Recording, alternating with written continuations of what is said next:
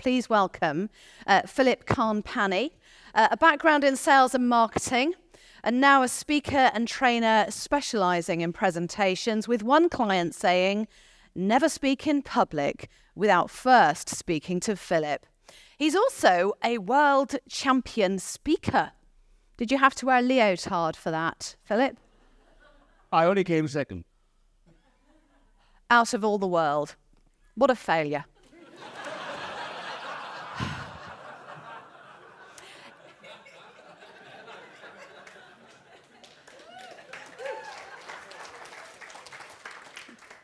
So then we have Rikki Arundel, who also has a sales and marketing background in the tech sector. They're now a speaker, a trainer, or sprainer, as we now know, a coach specialising in transgender issues and the Equality Act 2010.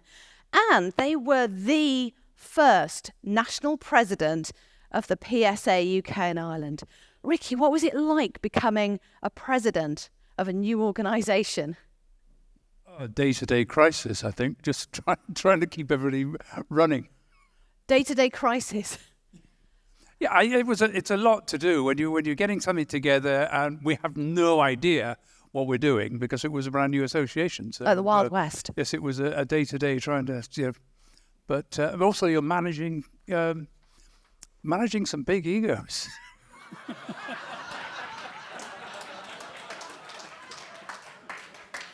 That was delicately and diplomatically put. Very good. And last but not least, a mystery man to me, Rex Warner, who I'm sorry to say, I'd never heard of, Rex.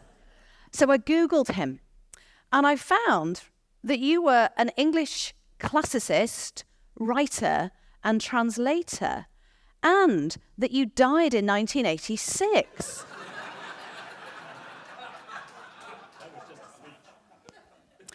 So I tried again.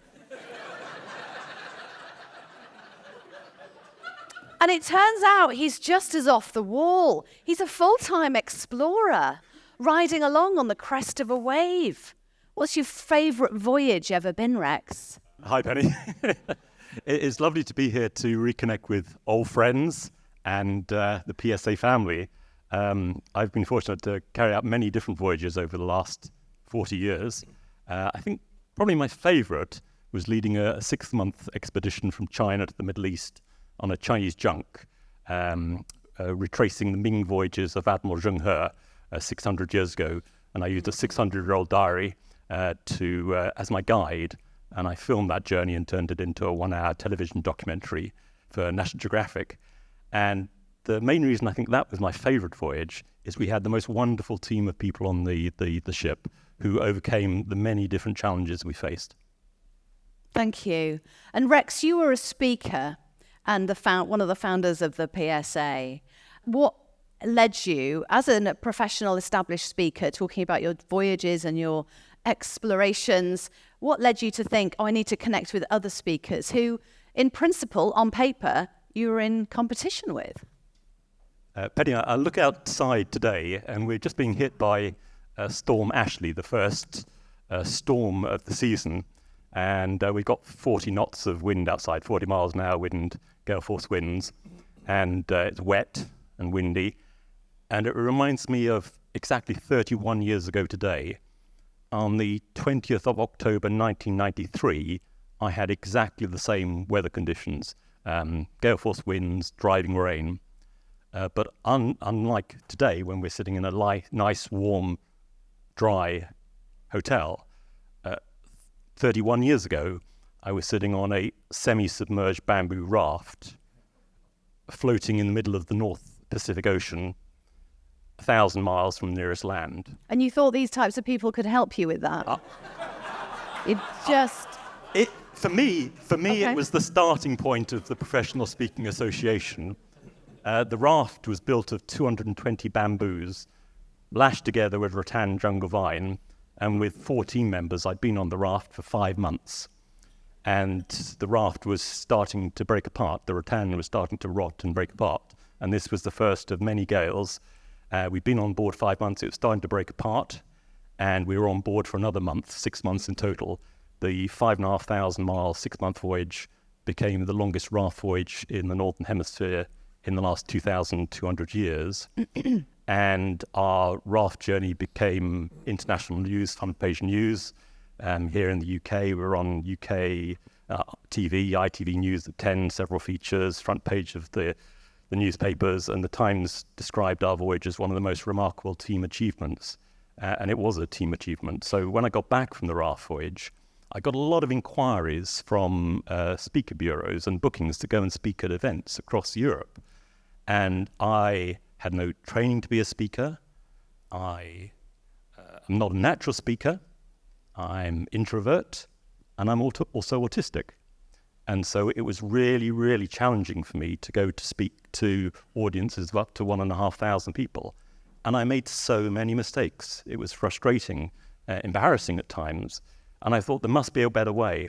And so back in the mid-1990s, I decided I wanted to set up a not-for-profit organization in the UK which would help speakers and aspiring speakers not make all the mistakes I'd had to go through when I got back from the raft voyage. And the other thing I wanted to do, because professional speaking is quite a lonely business, particularly compared to being on an expedition with a really close-knit team, I wanted to set up a social, supportive, caring community. And so I contacted the National Speakers Association in America in the mid-90s and said, I want to set up a speakers association in the UK. And they put me in touch with a speaker called Warren Evans, a Canadian speaker who was at that stage wanting to set up an international federation of speaker bureaus. And Warren said, I've just been contacted by another speaker who wants to do exactly the same thing. And that was Rikki. So let's hear from Rikki then. Rikki, what happened next? I'm going to have to go back slightly because for me, Phillip and I were both knew each other from Toastmasters, and we were competitors. Phillip usually beat me. I was not good at the 7-minute thing. I did win quite a few competitions, but the problem with Toastmasters, there was nowhere else to go, there was nowhere to go to get exactly the same thing that Rex was talking about. Where did you get the help? Where did you get the support? Where did you get to learn how to be a speaker? And one Toastmaster friend of mine said, look, why don't you join NSA? I said, what, National Security? No, he said, no, the National Speaking Association. So I found out about it and discovered that there were 6 UK members of the National Speaking Association, including my friend.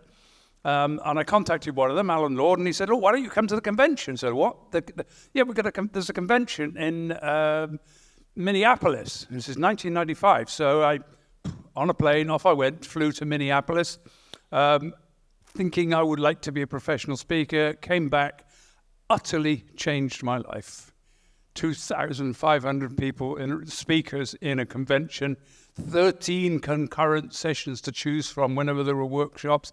I just I'd never experienced anything like it in my life. And I think has anybody here been to an NSA convention? Would probably, I can almost see people at the back there, some of my eyesight's getting, struggling with age. So I came back and thought, this is what we've got to do. And I started talking to some people. Alan Law thought about the idea.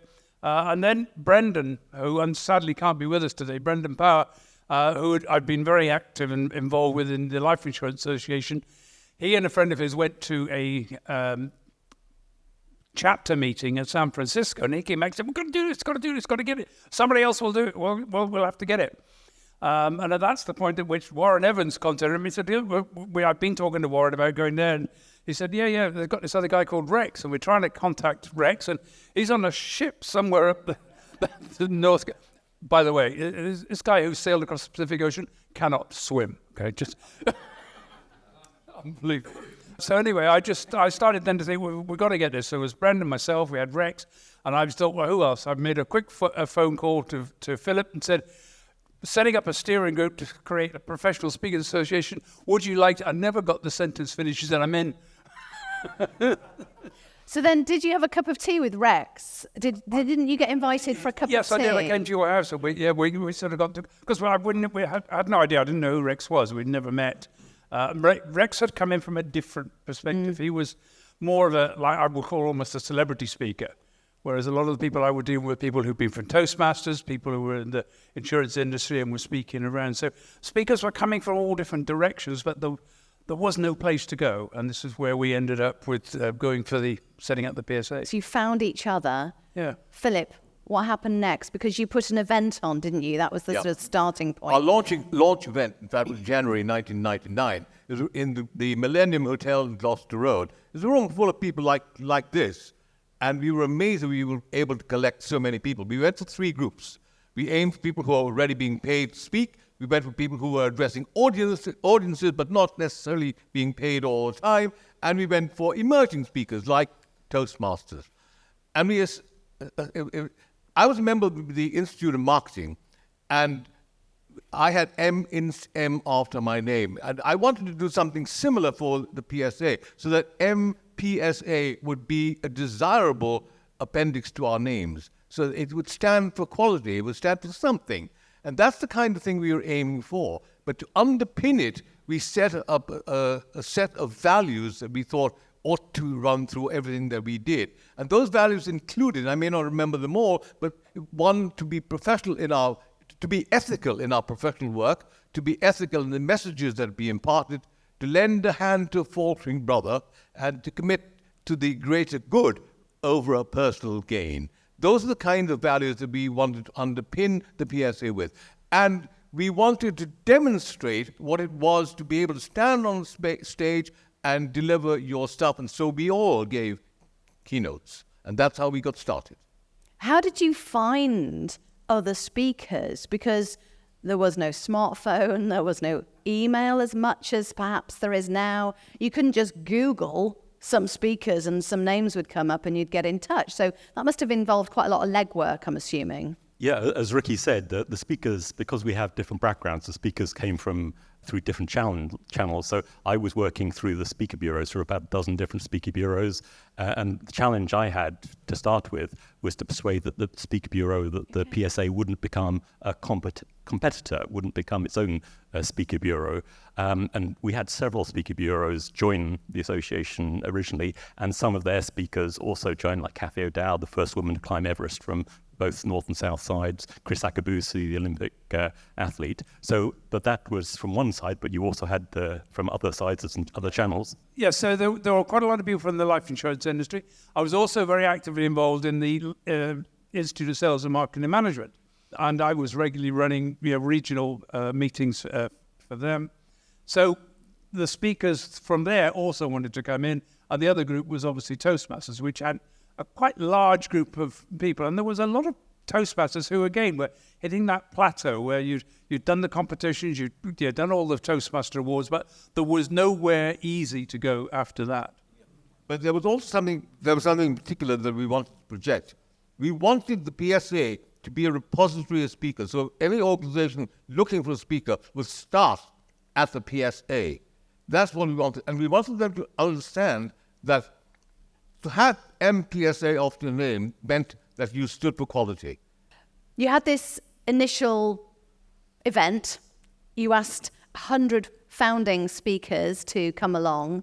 And how did you then spread from that London Kensington hotel to become the UK-wide, with different chapters, as they were known then, regional events and regional momentum taking place? How long did that take? I had been involved in trying to set up an association a few years earlier, which had made the mistake of going for a conference very quickly, and it bankrupted the association. These sort of events are not cheap to put on, and we made a decision in the first year that we would not run conventions. I was president for 18 months, and then Brendan took over for another 18 months, and we had 2 conventions during his year because we actually were ready. We had the base, but we'd already set, and Rex had done a lot of the work on the budgeting to say how many members we needed to have in order to make this a sustainable association to keep moving forward. And it's all about membership. What keeps the association going is a good, strong, solid membership, paying fees. And in fact, we started the PS off in a very simple way. We didn't have any money. And we said, all right, we'll all pay 2 years membership up front. At the time, it was £150 a year. So it hasn't actually gone up that much. No. It's still. So we literally put £300 each into the pot. I think it was 7 or 8 of us. at the time. 7, yeah. And with that was the funding. And we started running quarterly events in London. And we were getting about 150 people to each meeting. And we also, because of the connection we have with the NSA, one of the things we did was whenever anybody from NSA, like W. Mitchell or Jim and Naomi Rhodey, Terry Brock, Doug Stevenson, any of these speakers who really liked what we were doing and loved coming to the UK, whenever they were here, we'd say, okay, fine, we'll have a meeting. So we had to organise meetings, and London chapter emerged out of these impromptu meetings. And then Brendan really focused on his year in starting to build chapters and starting to get them moving. Yeah, but there's one thing that I particularly want to make this point, that we early on, we had to decide what kind of organization the PSA would be. Would it be a limited company? Would it be whatever? And we came to quite a momentous decision.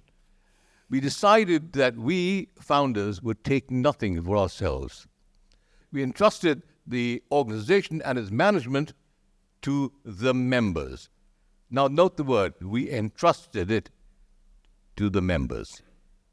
And that is that is our standpoint now, looking at the PSA now and asking ourselves, are we glad about the trust that we placed in the members?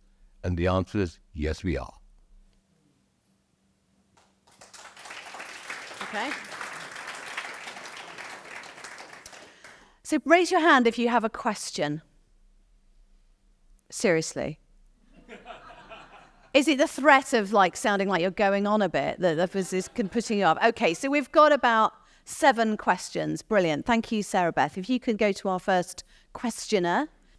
Amy.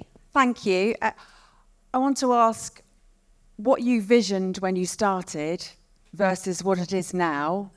How does it make you feel? The vision really for the PSA and the spirit of the PSA was a vision of being able to share and to serve. And I think that spirit is still alive and kicking. We share our experiences and our insights. We support each other. And whilst the business of speaking has changed quite significantly over the last 25 years, and I think one has had to adapt a great deal to changing technology, the spirit of the PSA remains alive. And also, for me, it's wonderful to see, for example, through the foundation, that original vision of being a supportive community, supporting each other in what can be quite a challenging, lonely business, is still very much alive. I felt that when I joined 10 years ago, that I'd found my family, despite the fact being a bit of a lone wolf out there in the wilderness. So I'm really grateful for that sentiment that you had at the very beginning, to learn, but also to connect. Just as a matter of interest, Rex, how long was it before you felt you found your feet on the stage as a speaker through the learning that you'd set out to achieve? Well, I made many mistakes over the from 94 through to 99 to 5 years. And after we'd set up the PSA, then I got into my stride for speaking, and then gave it up.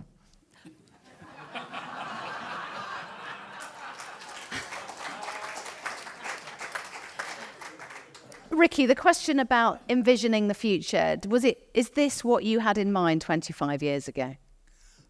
Yeah, I'm really pleased that, the PSA now is, I think it's 600-700 members. And I think, that first meeting, 120 people there, and I think everybody felt that sense that this is it, this is home, this is where we all belong.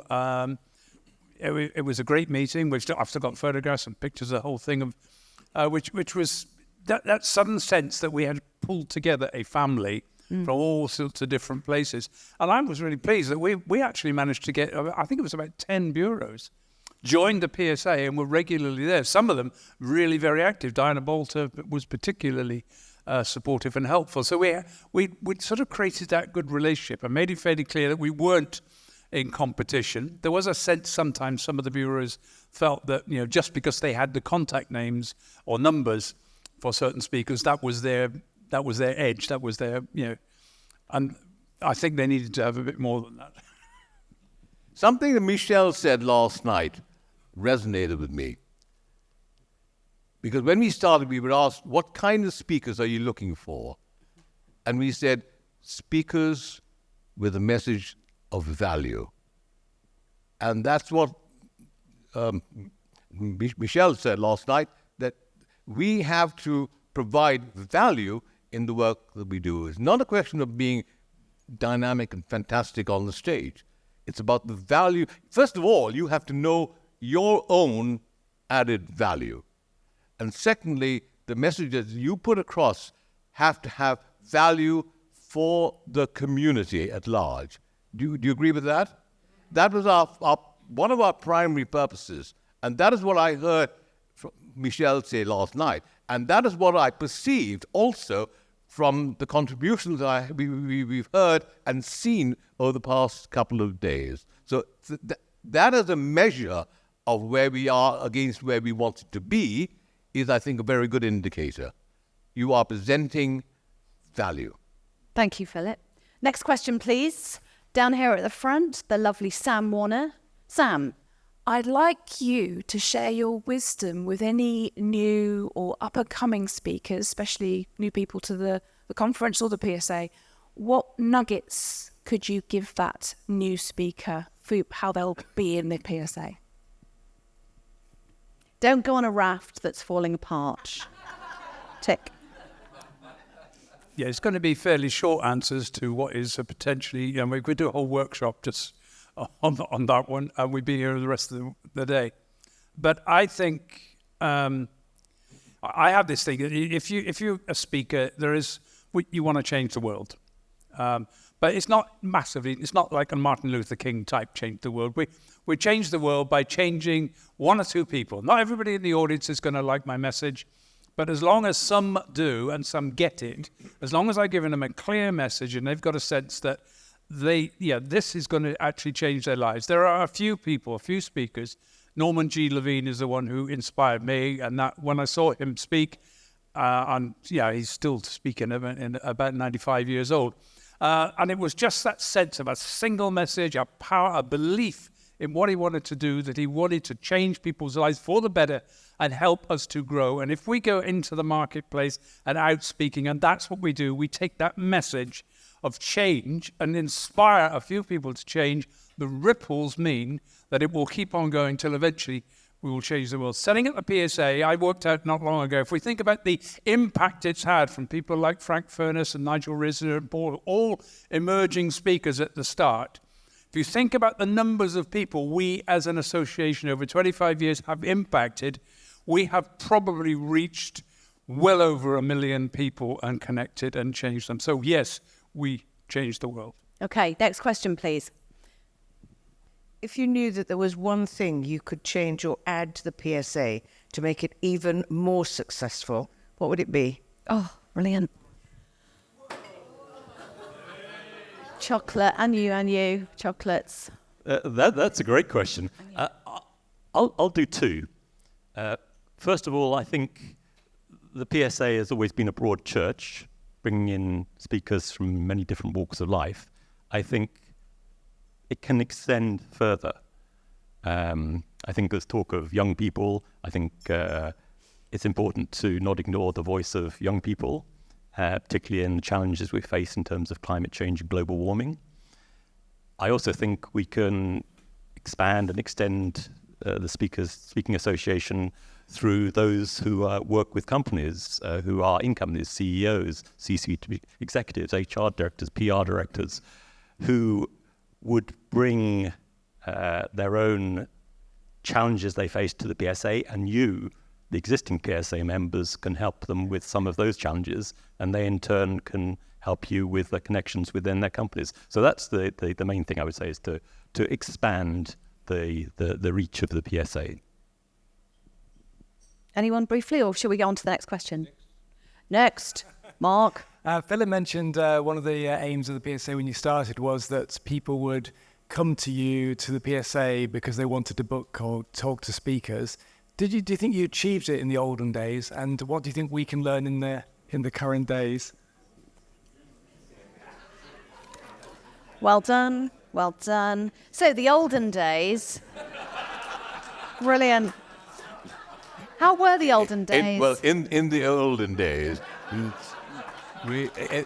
days, we were careful not to offend speaker bureaus, and Rex was connected with a few speaker bureaus that joined the PSA early on, and so we were careful not to offend them and not appear to be competing against them. But that no longer applies, and what the PSA should do, in my view, is to project the expertise that exists amongst the members, act in some way like a speaker's bureau, but it's not primarily to be a speaker's bureau. It is actually to say, we have this collection of expertise, would you like some?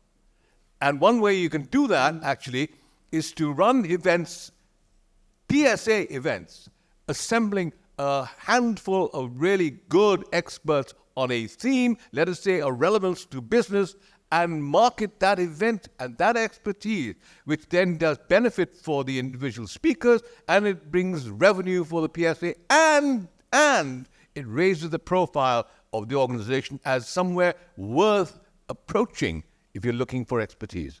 And adds value for the audience. Oh, yeah. Oh, yes. Okay, we've got time, if that's okay, just for one more question. I don't know, it's just really hard to decide, but yes, you've had your hand up for ages. What's one thing each one of us here today can take away to realise the things that both Phillip and Rex have just said? Yeah, to realise I would the say vision. the one thing you can do is tomorrow, think about the network, the people you're connected to, and try and choose one who you think would really benefit from coming to a PSA event, who has a story to share, and invite them along to a PSA event, because by creating a more diverse PSA, then it's good for all members. I keep hearing when I'm talking to members that, I run, as some of you know, I run a coffee and conversation morning for an hour, 11 till 12 every Friday. I've got to know an enormous number of people there, and this is the first time I've actually met most of them. So in 5 years, I'm having to translate from the sort of video to the actual real person. Surprising how tall some people are. Don't get that on Zoom. But what I noticed is the number of people who say, I came along to a PSA meeting because such and such a person brought me there. So we do have that huge benefit where we can start to draw people in. But I also noticed, looking around at websites, I don't see the PSA being heavily promoted around websites and things. And I think one of the things you really need to start doing is, and this was part of the original vision, which has never really come to fruition, we wanted to change the perspective of people looking for speakers, and to think that PSA badge, as Phillip was saying, was that badge of honor, that this was a good speaker. And I think it's worthwhile we do start now to make a lot more effort at promoting, yes, I'm a member of the PSA, I'm a proud member of the PSA, and these are the values that we attest to. Hands up who uses the PSA logo on their email sign-off, on their website, on their LinkedIn profile. Okay, 25 at best of you. Maybe that's an effort we could all make and see what happens. Phillip, final words to you, my darling. From the olden days, you must have so much wisdom. He is the oldest. It's fine. Well, I am the oldest. You've got 1 minute to tell us your little pearl of wisdom for our questioner there. Echoing what Rikki just said, use your own publicity channels to include the PSA. I'm very active in Toastmasters. Evelyn and I, we run 2 Toastmasters clubs, and I promote them regularly. Every meeting, everything we do, it's on Facebook, and people know more and more about Toastmasters, not just about our clubs. Why aren't you doing the same thing? You just ask the question, what can you do? Well, every bit of publicity that you put across, and you should do more, include something about the PSA. And that is the way. You're doing that already. Great. Okay. Nice. Oh, thank you. Okay, well, that does absolutely wrap things up for this panel discussion. Well done to all of the people who asked questions. Please do come and see me for a chocolate. Thank you for your precision in asking those. And thank you for your abilities to jump off the bar with aplomb like the gymnast in the World Championships that you all are at speaking, and to finish with a flourish. Thank you all so, so much for setting up the PSA and for taking part. Rex, Rikki, and Phillip. Woo!